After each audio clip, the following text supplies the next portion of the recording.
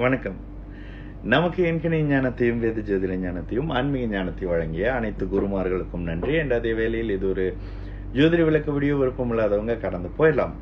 And இன்னைக்கு ஒரு விஷயம் என்னது அப்படின்னா, லாஸ்ட் சாட்டர்டே ஈவினிங்ல ஒரு ஜாதகம், ரொம்ப மனம் நெகிழ வைக்கக்கூடிய ஒரு ஜாதகம். ஆஸ் யூஸ்வல் அவங்க ஒரு மிதுன ராசி புனர்பூச நட்சத்திரத்தில் இருக்கக்கூடிய ஒரு தாய் அம்மா.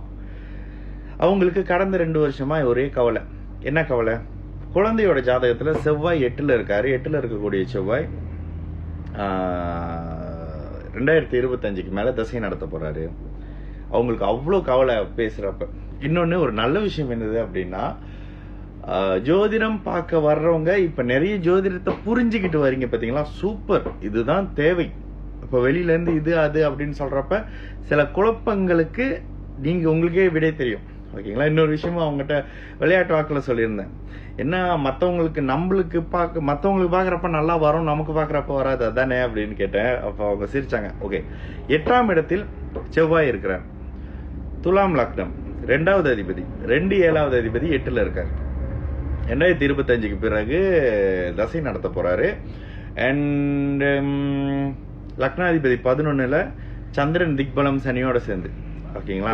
இதுதான் ஜாதகத்தோட அமைப்பு. எனக்கு பெருசா ஜஸ்ட் மைண்ட்ல இருக்கிறது மட்டும் நான் சொல்றேனே. ஓகே, அப்போ அவங்க கேட்கறாங்க, இந்த குழந்தை பிறந்ததுல இருந்து நான் கஷ்டப்படுறேனே ஏன்? ஓகேங்களா? அந்த கேள்விக்கு அவங்ககிட்ட தான் சில விஷயங்கள்லாம் கேட்டா, அப்ப அவங்க சொன்ன பதில், நீங்க ஏன் கஷ்டப்படுறீங்க? 1வது, எவ்வளவு பேர் எந்த அமைப்புல குழந்தைய பத்தி நல்லது சொன்னாலும் உங்களுக்கு புரியாது. ஏன்னா நீங்க மிதுன ராசி, அஷ்டம சனியா இருக்கீங்க. குழந்தைய நினைச்சு கவலைப்படக்கூடிய அமைப்புல வீடியோ இன்னைக்கு தான் போட்டேன், பார்த்துருக்கீங்களா அப்படின்னு சொல்லியிருந்தேன். பார்த்தேன், எல்லாமே பார்ப்பேன், ஃபாலோ பண்ணுவேன் அப்படின்னு சொன்னாங்க. ஓகே, 2வது, சந்திர தசை சனியோட சேர்ந்து நடக்குது, அம்மாக்கு கெடுதல் நடக்குமே அப்படின்னு. அதுதான் தசைப்படி தானே கெடுதல் நடக்கணும். இப்ப அம்மா சில பிரச்சனைல இருக்கீங்க, ஆமா தானே? ஆமா அப்படின்னாங்க. சரியா தானே நடக்குது. ஆனாலும் சந்திரன் திக்பலம், சனி ஆட்சி பெற்ற சனியின் வீட்டுல திக்பலம், இது ஒரு விஷயம். அடுத்ததாக இருந்தாலும் சனி சுபத்துவம், அங்க திக்பலம்ன்ற ஒரு அமைப்பு சூப்பர். லக்னாதிபதி 11வது இடத்துல சூரியனோட சேர்ந்திருக்காரு, அஸ்தகங்கம் இல்ல. சந்திர அதியோகத்துல லக்னாதிபதி. அப்ப அவர் அந்த எரிச்சல் விட்டக்கூடிய தன்மையில சிம்ம வீட்டுல இருந்தாலும் கூட வலுவாக இருக்கிறார், சந்திர அதியோகத்துல இருக்கார். லக்னத்துக்கு எந்த பிளானட்டின் தொடர்பும் இல்ல, வெறும் செவ்வாய் மட்டும் 8ல் இருக்காரு. இப்ப அவங்களுடைய பயம் என்ன, 8ல் செவ்வாய் இருந்தா ஐயோ ஆயுள் பங்கம் அப்படி இப்படின்னு இருக்குமே அப்படின்னு சொல்லியிருந்தாங்க. சரி, செவ்வாய் 8ல் இருந்தா என்ன பண்ணும்? இயல்பாக தாமதமான திருமண அமைப்பை கொடுக்கும். ஏன்? 8ல் இருக்கிற செவ்வாய் 2 பார்க்கும். குடும்பஸ்தானத்தை தாமதப்படுத்துவார். எப்போ? கல்யாண வயசுல தாமதப்படுத்துவார். நல்ல விஷயம் என்ன, சின்ன வயசுலயே அவங்களுக்கு செவ்வாய் 2025ல இருந்தே செவ்வாய் தசை, 2030 சம்திங்ல அந்த செவ்வாய் தசை முடிஞ்சிடும்.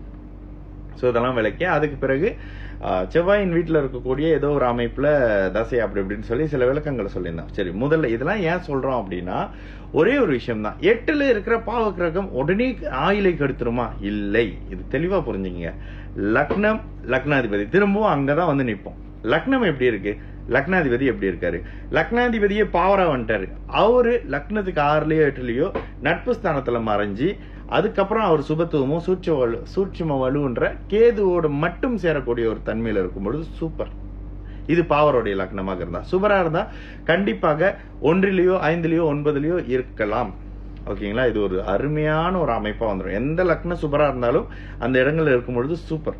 அப்ப நிச்சயமா ஒரே ஒரு பிளானட் ஒரு விஷயத்தை இயக்கும், ஒரு பாவகத்தை செயல்படுத்தும் அப்படின்றத பத்தி நீங்க எடுத்துக்கவே வேணாம். ஏன்னா அங்க வெறும் செவ்வாய்க்கு மட்டும் அவ்வளவு பவர் கிடைக்காது. அதுக்கப்புறம் இருக்கக்கூடிய லக்னம், லக்னாதிபதி, ஆயுள் காரகன், 8வது அதிபதி, இப்படின்னு பல விஷயங்களை பொருத்தி பார்க்கும் பொழுதுதான் ஒருவருடைய ஆயுள் சார்ந்த விஷயங்களை நம்மளால துல்லியமாக இல்ல ஒரு அளவுக்காக நம்ம பார்க்கலாம். இதுல ஒரே ஒரு பிளானட் இருக்கு அப்படின்னா என்ன செய்யும்? தாமத அமைப்புகள் கொடுக்கும். அந்த 8ல் இருக்கக்கூடிய செவ்வாய் வெளியில போக கூடாது, சில நகர்ந்து வெளியே அமைப்புக்கு நகர முடியாது, அதிர்ஷ்டம் சார்ந்த விஷயங்கள் வேலை செய்யாது. ஆனாலும் குழந்தைக்கு 2023 2005ல அப்பதான் அவ குழந்தைக்கு 4 வயசு. 4ல இருந்து அங்கிட்டு செவ்வாய் தசை முடிகிற வரைக்குமே குழந்தையா தான் இருக்க போறாங்க. அப்ப பெரிய அளவுக்கு பாதிப்பு இல்லைன்னு சில விஷயங்களை சொல்லி அவங்க காணணும். ஓகேங்களா? அப்ப 8ல் வெறும் செவ்வாய் இருந்துட்டா கெடுதலா இல்லை. ஓகேங்களா? நல்லது நடக்கும். எல்லாரும் நல்லா இருப்போம்.